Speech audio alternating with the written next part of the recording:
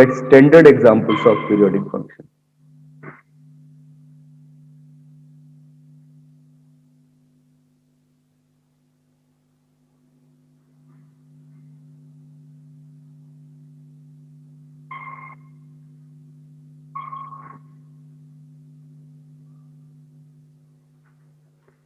तो first example है, this is fx is equal to fractional part function, पढ़ा था लास्ट क्लास में, ठीक है। दिस इज पीरियोडिक फंक्शन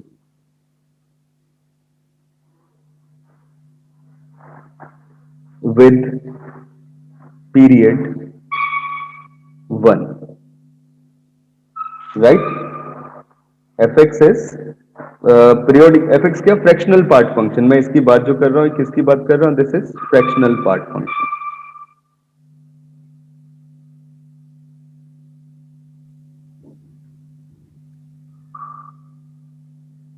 दूसरा example, sine to the power nx, मतलब साइन x की पावर n कर दी जाए, जैसे sine to the power 1x, sine square x, sine cube x, sine to the power 4x and so on, इस type के जो फंक्शन में बोल रहा हूं, ठीक है।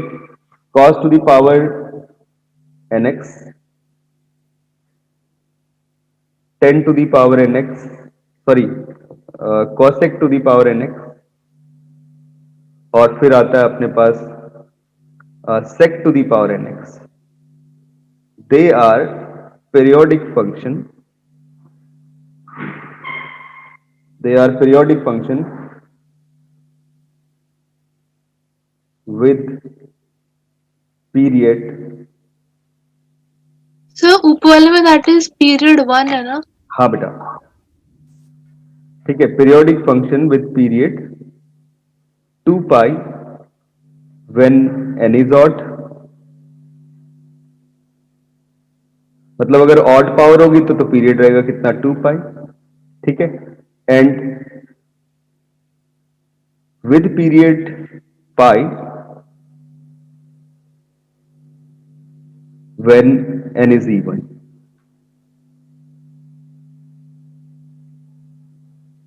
राइट।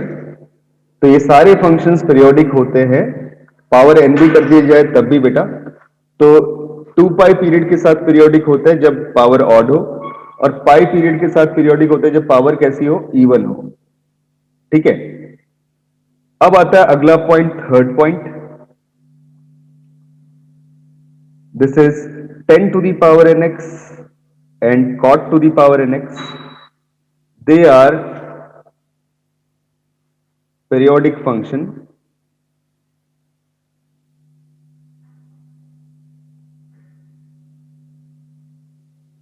with period, पहला है बेटा पाई और दूसरा है पाई बाई 2, ना सॉरी दोनों केसेस पे पाई, चाहे एन इवन हो चाहे ऑड हो, ये ध्यान रखना है इसके लिए, ठीक है। This is with period pi, directly लिख दे रहा हूं, इन बोथ केस यू में से for n is belongs to natural number, चाहे वो इवन नेचुरल नंबर हो चाहे ऑड नेचुरल नंबर, हमेशा कैसा होगा, पीरियोडिक होगा, और पीरियड भी कितना आएगा, सेम आएगा, पाई, ध्यान रखना है। अब आती है बात इनके मॉड की, अगर इन फंक्शंस के मॉड ले ली जाए तो चौथा पॉइंट आ गया, मॉड ऑफ साइन एक्स हो या मॉड ऑफ कॉस एक्स हो, मॉड ऑफ टेन एक्स हो या बेटा मॉड ऑफ कॉट एक्स हो, mod of sec x, mod of cosec x, these all are periodic functions with period pi, ठीक है। जब ट्रिग्नोमेट्रिकल फंक्शंस या का सबका हर किसी का मॉड ले लिया जाए तो भी ये पीरियोडिक होता है, और पीरियड कितना होता है, पाई होता है, सबका पीरियड पाई होता है, राइट बेटा। तो ये चार इंपॉर्टेंट पॉइंट मैंने तुम्हें बताए। अब इनमें कुछ कॉन्ट्राडिक्शन, जो ऊपर सेकंड रिजल्ट बताया था उसके लिए कुछ कॉन्ट्राडिक्शन के एग्जांपल देखते हैं। जैसे सपोज बढ़ता हूं मैं नेक्स्ट स्लाइड पे, कि मेरे पास एक एग्जांपल आ गया ये वाला,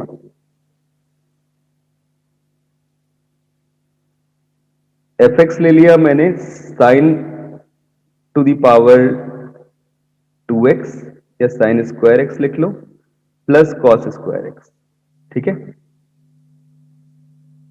what can you say about this function, इसका पीरियड कितना होगा? थोड़ा सा मैं लास्ट स्लाइड में जाना चाहता हूं, एक चीज और लिख दे रहा हूं, पांचवा इसके अंदर, द कांस्टेंट फंक्शन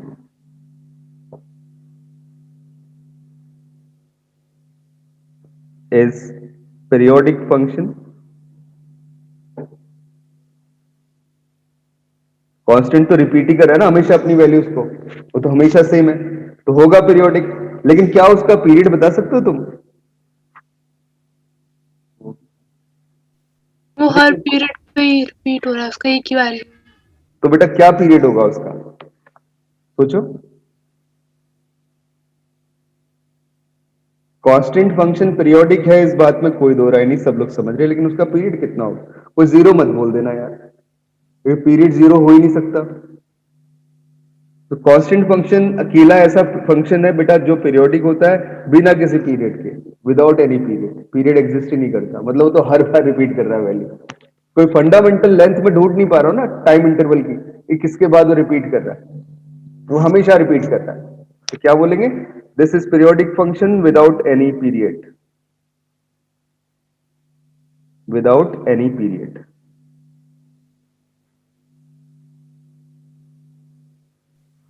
राइट। अब तुम एक बात देखो कि जब मैंने बोला था साइन स्क्वायर एक्स का पीरियड कितना होगा, तो आप बोलोगे पाई। कॉस स्क्वायर का पीरियड क्या होगा, आप बोलोगे पाई, क्योंकि जब पावर इवन होती है तो उस केस में पीरियड कितना होता है, पाई होता है, और जब पावर ऑड होती है तो उस केस में पीरियड कितना होता है, 2 पाई होता है।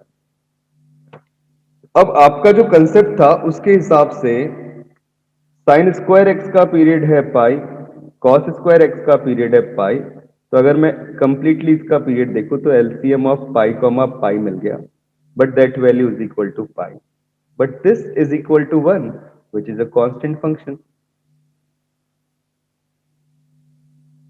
है ना। So it has no period.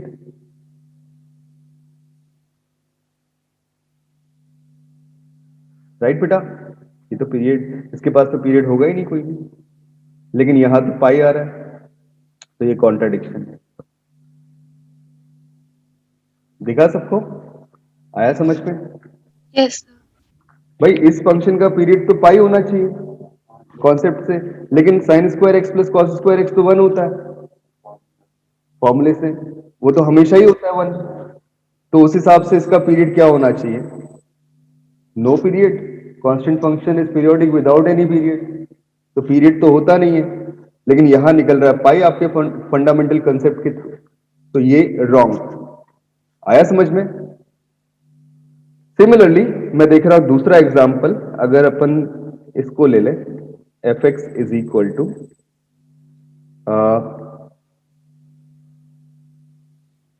बेटा सपोज ये ले लेते हैं sine to the power 4x plus cos to the power 4x। अब आपकी थ्योरी जो आपने पढ़ी, उस थ्योरी के हिसाब से इस फंक्शन का पीरियड कितना होगा, जल्दी सोचो और बताओ। थ्योरी के हिसाब से पाई, है ना, यस यही आ रहा है सबका। यस। तो इसका पीरियड पाई और इसका पीरियड पाई, वैसे तो आना चाहिए टी जो है एलसीएम ऑफ पाई कॉमा पाई, ये कितना आ रहा है, दिस इज पाई, ठीक है, इतना होना चाहिए।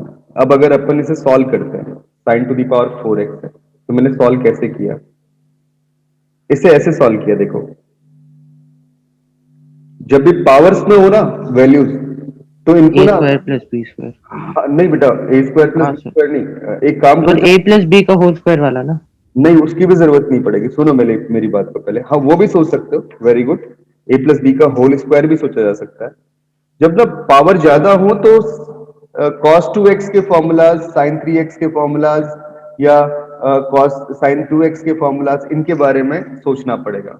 और अभी क्षितिज ने बहुत अच्छा बोला कि भाई a प्लस बी का होल स्क्वायर बना लो, उसके थ्रू सोचा जा सकता है, बिल्कुल सही काम है। तो अपन क्या कर लेते हैं, sine square x plus cos square x, इसका होल स्क्वायर लिख लिया, और माइनस में कितना आ गया 2 sine square x into cos square x, और sine square x plus cos square x का तो वैल्यू 1 हो गया, माइनस में कितना आ गया, दिस इज 1/2 इंटू टू, मतलब इसे ऐसे लिख लिया 2 साइन एक्स कॉस एक्स इसका होल स्क्वायर, क्योंकि 4 चाहिए ना होल स्क्वायर के लिए, मैंने 2 से मल्टीप्लाई डिवाइड कर दिया।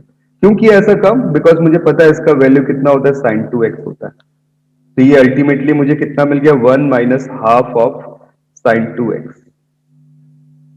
राइट, मिल रहा है इतना। अब तुम जरा गौर से देखो, इस साइन स्क्वायर 2x बेटा, नॉट जस्ट साइन 2x, तो मतलब इसको ऐसे लिख लो साइन 2x का होल स्क्वायर, ये मिल रहा है। अब तुम्हें एक चीज और पता थी, वो थी पता cos 2x के फॉर्मूले से कि cos 2 of any angle this value is equal to 1 minus 2 sin square of that angle. So this implies that sin square of this angle A, this is equal to 1 minus cos 2A and that divided by 2. यही तो आया, तो अपन इसको use कर लेते हैं यहाँ पे भाई, क्या फर्क पड़ रहा है, स्क्वायर ही तो था। तो देखो ए की जगह पे कितना एंगल है बेटा, दिस इज 2x, तो यूज कर लो, कितना हो जाएगा 1 minus cos 4x and that divided by 2, ठीक है, तो अल्टीमेटली तो 4 ही हो गया खैर, and this is equal to, this implies your function fx is equal to, this is 1 minus 1/4, 2 into 2, और फिर प्लस में कितना आ गया, cos x cos 4x divided by 4, and this is equal to 3/4 plus cos 4x divided by 4, right, ये चीज आ रही, I think समझ में आया सबको, है ना। अब जरा जल्दी से बताओ कि 3/4 है, ये तो कांस्टेंट है, इसके पास तो कोई पीरियड नहीं है, तो इसको तो छोड़ ही दो, इसे तो इग्नोर कर दिया। पीरियड किसके पास है बेटा, cos 4x के पास है, मल्टीप्लाई में कितना हुआ है, 1/4 है, तो जो मल्टीप्लाई में उससे तो फर्क नहीं पड़ता, वो तो मैग्निफिकेशन फैक्टर है। फर्क किससे पड़ता है कि x के साथ क्या मल्टीप्लाई है, 4, तो इसका पीरियड कितना आ गया, 2 डिवाइडेड बाई 4, मतलब कितना आ गया, π/2, तो इसका पीरियड कितना आ रहा है, π/2, this is correct answer, this is wrong answer, right, तो ये भी एक कॉन्ट्रडिक्शन था। समझ में आ रही है बात सबको, हाँ जी बच्चों बताओ, यस सर। Very good. अब अपन एक काम और करते हैं, लिखते हैं अगला example. Next question is this.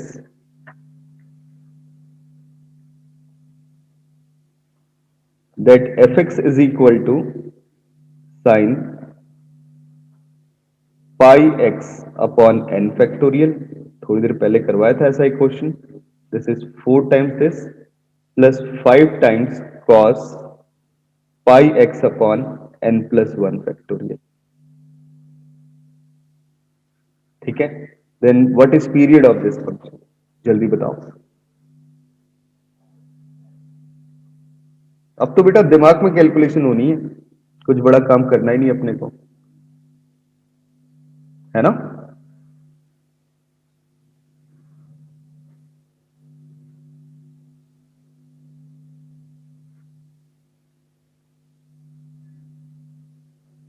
तो इस पहले वाले फंक्शन का पीरियड कितना, this is 2 pi divided by pi upon n factorial. दूसरे वाले फंक्शन का पीरियड कितना, 2 pi divided by pi upon n plus 1 factorial, ठीक है। This pi and this pi they are eliminated, गए, कैंसिल आउट हो गए, और ये वैल्यू कितनी मिल गई, 2 इंटू n फैक्टोरियल, और ये क्या मिल गई, this is 2 into n plus 1 factorial, ठीक है। अब हमें चाहिए पीरियड, तो t क्या होगा, LCM of these two values, और दोनों तो रैशनल हैं, n फैक्टोरियल तो इंटीजर ही होगा और n प्लस 1 फैक्टोरियल भी इंटीजर ही होगा, तो इंटीजर इंटीजर है तो उनका एलसीएम तो हमेशा एग्जिस्ट करेगा, कोई परेशानी वाली बात नहीं उसमें। तो देखो कितना मिलेगा, this is 2 into n factorial and this comma दूसरा है 2 into n plus 1 factorial, right, ये वैल्यू आ रही। तो बताओ यार क्या पीरियड होगा बेटा, किसके दिमाग में आ रहा है। सर ये n+1 जो फैक्टोरियल है इसको n+1 इंटू n फैक्टोरियल लिख सकते हैं। बिल्कुल, तो सीधे सीधे ये बोल दो ना, एलसीएम कितना आ जाएगा, 2 into LCM is equal to 2 into n plus one का फैक्टोरियल, क्योंकि एन फैक्टोरियल तो एन प्लस वन फैक्टोरियल के अंदर लाई करता ही Yes, sir. है ना. This is our period, this function is periodic and with period this. Right बेटा, सबको समझ में आ रहा है? हाँ या ना बताना. Yes. Very very good.